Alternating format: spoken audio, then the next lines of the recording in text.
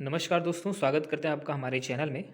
और आज की वीडियो में हम डिस्कस करेंगे समास और शॉर्टकट में भी आपको समझाने का प्रयास करेंगे ताकि परीक्षा के लिहाज से जो महत्वपूर्ण होता है उसको आप यहाँ पे समझ पाएँ। तो सबसे पहले समास क्या होता है? किसी भी दो पदों का संक्षेप करना समास कहलाता है। ठीक है, सरल भाषा में आप समझिए। अब समास के कितने भेद होते हैं? तो टाइप ऑफ समास जो है, तो हिंदी में, संस्कृत में, ठीक है, जैसे तत्पुरुष समास के भी कई भेद होते हैं, तो हम उतना डिटेल में नहीं जाएंगे। एक बेसिक स्तर पे जो समास की बात करेंगे, तो यहाँ पे जितने प्रकार दिखाई दे रहे हैं वो आपका अति महत्वपूर्ण समास है। जैसे एक द्वंद्व समास हो गया, दूसरा आपका अव्ययी भाव समास हो गया, तीसरा कर्मधारय समास हो गया, चौथा आपका द्विग समास हो गया, पांचवा बहुव्रीहि समास हो गया, और छठवां जो समास है वो आपका तत्पुरुष समास है। ये तो समास के भेद हो गए। अब सभी समासों का एक बार पहले हम क्या करेंगे कि परिभाषा समझेंगे और एक दो उदाहरण समझते जाएंगे, और अंतिम में मैं आपको ट्रिक बता दूंगा जिससे कि समास को आप एक बार में याद कर सकते हैं। अब हम समझेंगे समास की पहले परिभाषा। तो मैं बता ही दिया कि संक्षेप में किसी भी दो पदों का संक्षेप किया जाए तो वहाँ से समास का जन्म होता है। तो अब जितने भी तरह के मैंने समास गिनाए थे आपको, तो उसको बारी बारी से यहाँ पे समझने का प्रयास करेंगे। जैसे पहला समास हम द्वंद्व समास के बारे में पढ़ेंगे। तो द्वंद्व समास समास का वह भाग होता है जिसमें कि पूर्व पद और उत्तर पद, मतलब अगर इसमें दो पद हैं तो पहला पद को पूर्व पद बोलेंगे और दूसरे पद को उत्तर पद बोलेंगे। तो इसमें पूर्व पद और उत्तर पद दोनों ही प्रधान होते हैं, लेकिन इनकी अर्थ की दृष्टि से क्या होता है कि दोनों स्वतंत्र अस्तित्व रखते हैं, मतलब दोनों का अर्थ अलग अलग निकाला जा सकता है। ठीक है, लेकिन उसके मध्य में एक संयोजक शब्द होता है और उसका लोप हो जाने से द्वंद्व समास का निर्माण होता है। जैसे हम यहाँ बात करें माता पिता, तो ये जो डैश लगा हुआ है ना, तो पहली बात तो माता भी आपका, ये माता पूर्व पद है और पिता जो है वो आपका उत्तर पद है, और दोनों ही प्रधान है। माता का भी अर्थ निकलता है, पिता का भी स्वतंत्र अर्थ निकलता है, उनका अस्तित्व है। इसमें जो संयोजक चिन्ह लिखा हो शब्द है, तो संयोजक शब्द और है, इसी का लोप हो जाने से माता पिता समास होता है। तो जब माता और पिता आप बोलोगे तो वहाँ पे आप समास का विग्रह कर रहे हो। तो इसी तरीके से बहुत से आपके उदाहरण दिए गए हैं, इसको आप देख सकते हैं। जैसे राम कृष्ण, राम और कृष्ण, भाई बहन, भाई और बहन। ठीक है, तो ये आपका द्वंद्व में इस तरीके से देखा जाता है। दूसरा क्या होता है कि द्विग समास होता है। द्विग समास की परिभाषा अगर समझें तो जिस समास में पूर्व पद जो होता है वो संख्यावाचक होता है, मतलब पद दो ही रहेंगे लेकिन पहला पद जो होगा वो आपका संख्यावाचक होगा, तो उसे द्विग समास कहा जाता है। जिससे उदाहरण समझने का प्रयास करेंगे तो नवरत्न, यहाँ पर नव जो है, नाइन क्या है, संख्या है, और रत्न जो है आपका एक आपका शब्द है। ठीक है, तो अगर शब्द जो द्वितीय पद है उसके पहला पद जो होता है आपका, तो पहला पद यानी पूर्व पद वो संख्यावाचक होता है, ऐसा द्विग समास होता है। जैसे नवरत्न का समास विग्रह करेंगे तो नवरत्नों का समूह को नवरत्न बोलते हैं। इसी तरीके से त्रिभुवन जो है, तो तीन भुवनों का स्वामी या समूह। ठीक है, अब अगले समास की तरफ आ जाते हैं जिसे बोलते हैं तत्पुरुष समास। तो जिस समास में पूर्व पद गौड़ और उत्तर पद प्रधान होता है, तत्पुरुष समास कहलाता है। अब तत्पुरुष समास के बीच में क्या होता है कि इसमें विशेषण और विशेष्य की कहानी होती है। ठीक है, जैसे कि काली मिर्च हो गया। ठीक है, और तो इस तरीके से यहाँ पे देखने को मिलता है।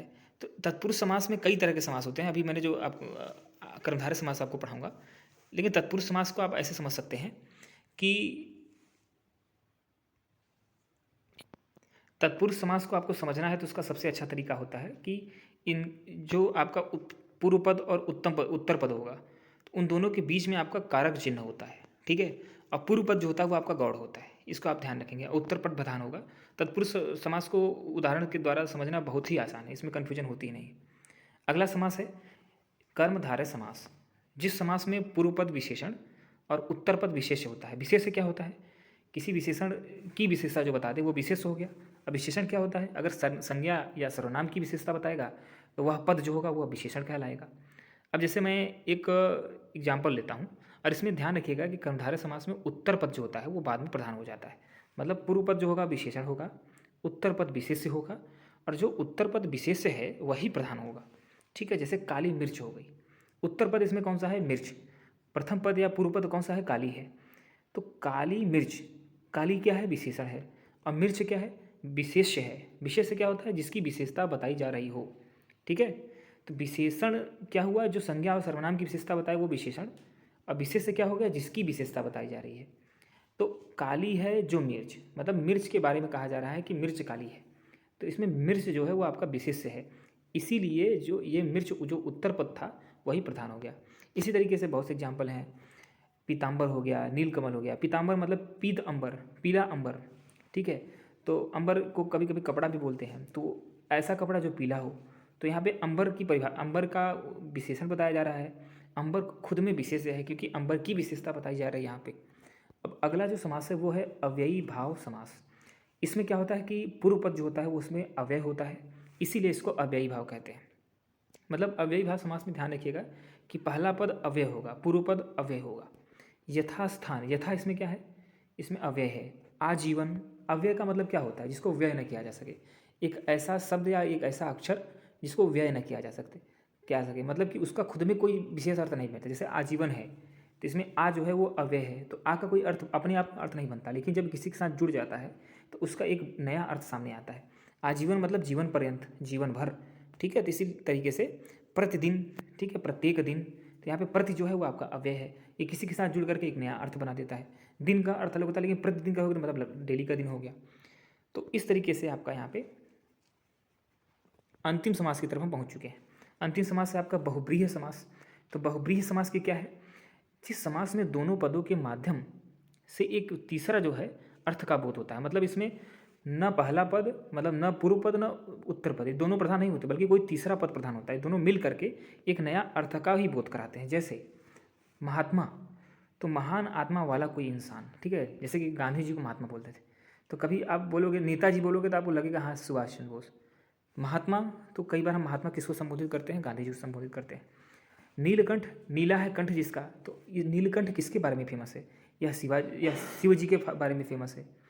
लंबोदर का क्या मतलब हुआ कि जिसका उदर लंबा है, अर्थात गणेश जी को लंबोदर बोला जाता है क्योंकि वो लड्डू बहुत खाते थे।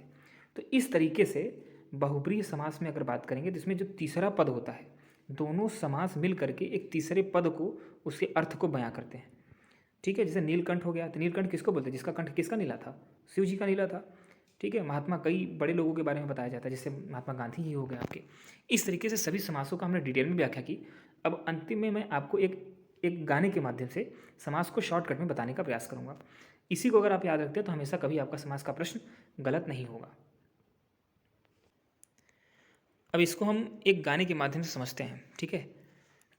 द्वंद्व में और छिपे द्विग में पहले गणना पद आवत हैं, बीच में कारक चिन्ह छिपे तत्पुरुष समास कहावत है। अव्यय पहला पद अव्यय से, बहुब्रीहि में अन्य पद प्रधानत है, आदि विशेषण शब्द रहे कर्मधारय समास कहावत है। तो पहली बात तो इसको रट्टा मार लीजिए, फिर इसके बाद हम इसका अर्थ समझते हैं कि कैसे इसको आप यूज करेंगे। पहली बात तो आपको एक बार अर्थ समझना पड़ेगा, उसी के बाद इसको आप यूज कर सकते हैं। तो द्वंद्व में और छिपा होता है, इसमें पहला शब्द पढ़िएगा, द्वंद्व में और छिपे। तो द्वंद्व एक ऐसा समास होता है जिसके बीच में और छिपा होता है। जैसे माता पिता था ना, तो माता और पिता हो गया था, तो इस तरीके से द्वंद्व हो गया। द्वंद्व में और छिपे द्विग में पहले गणना पद आवत है। अगर द्विग की बात करेंगे तो द्विग में गणना पद पहले आता है। जैसे नवरत्न, तो मतलब अगर 9 रत्न है, रत्नों की संख्या कितनी है, 9 है, तो द्विग समास की कैसे पहचानेंगे, गणना पद से। ये तो पहली लाइन का अर्थ हो गया। अगली लाइन का अर्थ है बीच में कारक चिन्ह छिपे तत्पुरुष समास कहावत है।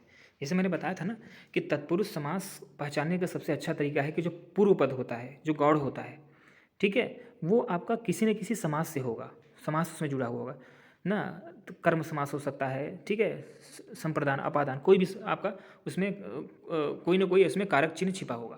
तो कारक के माध्यम से आप तत्पुरुष समास को पहचान सकते हैं। तीसरी लाइन जो है, अव्ययी पहला पद अव्यय से, जो अव्ययी भाव समास होता है उसमें पहला पद अव्यय होता है। जैसे आजीवन हो गया, हमने अभी उदाहरण पढ़ा, तो उसमें जीवन के आगे जो आ लगा हुआ है वो अव्यय है, ठीक है। तो अव्यय पहला पद अव्यय से, बहुब्रीहि में अन्य पद प्रधानत है। जो बहुब्रीहि समास होता है उसमें अन्य पद प्रधान होता है।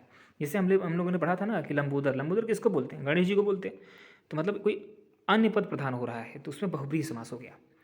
आदि विशेषण शब्द रहे कर्मधारय समास कहावत है। और ऐसा समास जिसमें कि आदि शब्द, जो आदि मतलब पहला शब्द जो है वह विशेषण हो, दूसरा पद विशेष्य हो। मतलब पहला पद विशेषण, दूसरा पद विशेष्य, ठीक है। जैसे हम लोग ने पढ़ा था काली मिर्च, तो काली क्या है, एक विशेषण है, काला नीला पीला ये सब विशेषण है ना। अब विशेषता बता किसकी रहा है, मिर्च की। तो आदि विशेषण शब्द रहे, मतलब ऐसा समास जिसमें कि पहला आदि मतलब होता है पहला पूर्व पद, तो अगर पूर्व पद विशेषण शब्द निकल जाए तो वो कर्मधारय समास के अंतर्गत आता है। इसको एक बार मैं फिर से गा देता हूँ, द्वंद्व में और छिपे द्विग में पहले गणना पद आवत है, बीच में कारक चिन्ह छिपे तत्पुरुष समास कहावत है।